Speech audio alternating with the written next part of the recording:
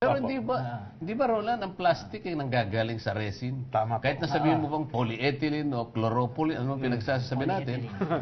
Polyethylene halimbawa, pero resin yun, hindi ba? Resin. Saan naman nanggagaling ang resin? Baka naman ito ang mayroong problema.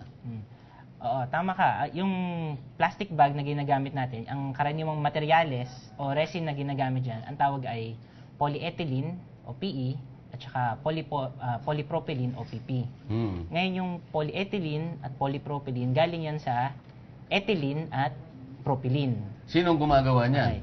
Yung ethylene at propylene, yan po ay tinatawag natin na petrochemical.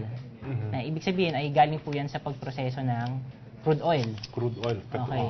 Na siya rin proseso ng paggawa ng gasolina. Ngunit, yung ethylene at propylene po, yan ay nanggagaling dun sa bahagi ng crude oil na kung hindi natin gagamitin, ay itatapon na lang, susunugin. Kumbaga, byproduct lang Byproduct. pala yan. Okay, so yung byproduct, imbis na itapon, mapapakinabangan pa, gagawing yung napakahusay na plastic bag. Okay. So, hindi po yan gawa sa gasolina, hindi po yan kabawasan sa gasolina natin. Ibang ano po yan, byproduct po yan. Okay.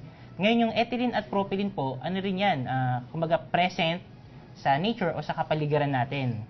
Okay, yung ethylene po, halimbawa, ano yan plant hormone, ginagamit din po yan pampahinog ng mga prutas.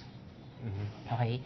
Yung propylene din naman, tinatawag po natin na naturally occurring kasi ginagawa rin po yan ng mga certain species ng halaman. So, naturally occurring siya, pero yung syempre yung ginagamit sa production ay galing po sa petrochemicals. Ayun.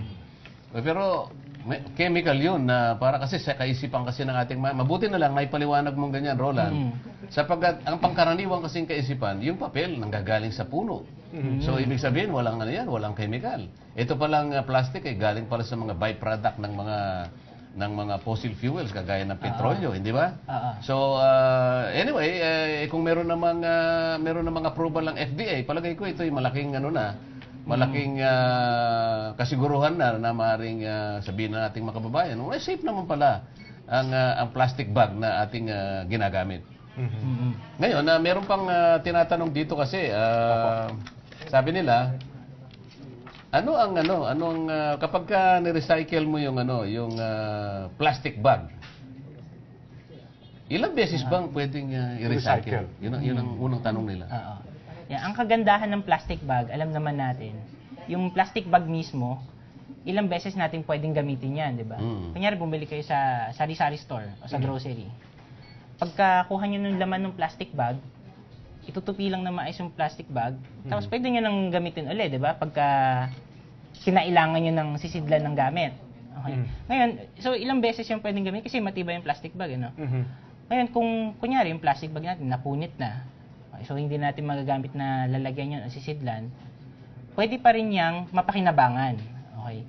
So, may dalawang paraan po yan. Yung isa, tinatawag natin na recycling, o yung plastic bag, dudurugin po yan, tutunawin, pwedeng gawing mga gamit sa bahay tulad ng upuan, langgana, timba, okay? Tabo, yan, hanger. Okay?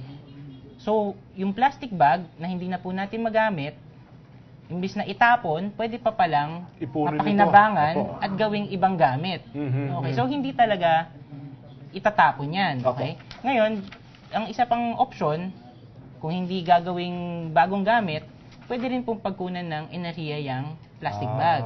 Kasi in fact, panggatong din pala ito, no? Oo. In fact, ang energy value or ang nakukuha ng enerhiya sa plastic bag, equivalent po yan ng sa gasoline.